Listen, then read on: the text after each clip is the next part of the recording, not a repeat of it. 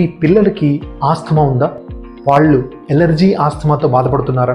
So ఈ allergy asthma అనేది చిన్నపిల్లల్లో రైజ్ అవటానికి కారణాలు ఏంటి అనేది ఇప్పుడు తెలుసుకుందాం.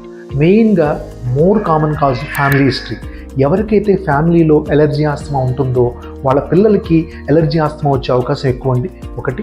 సెకండ్ వచ్చేసి వాళ్ళకి ఎయిర్ పొల్యూషన్ ఎక్స్పోజర్, ఎక్కువ ఎయిర్ పొల్యూషన్ ఎక్స్పోజర్ ఉండటము, దాంతోపాటు unhealthy food habits, more junk food కానీ, లెస్ ఫ్రెష్ ఫ్రూట్స్ కానీ, లెస్ వెజిటబుల్స్ తీసుకోవటము, అండ్ మోర్ హైజీనిక్ ప్లే, అంటే మోర్ హైజీనిక్ ఏరియాలో ఎక్కువగా ప్లే చేయటము, నార్మల్ రొటీన్ గ్రౌండ్ ప్లే కానీ అండ్ మడ్ ప్లే చేయకపోవటం, అసలు ఇవన్నీ కూడా మీ కిడ్స్లో ఎలర్జీ ఆస్తమా రైజ్ అవడానికి చాలా హై కారణాలండి.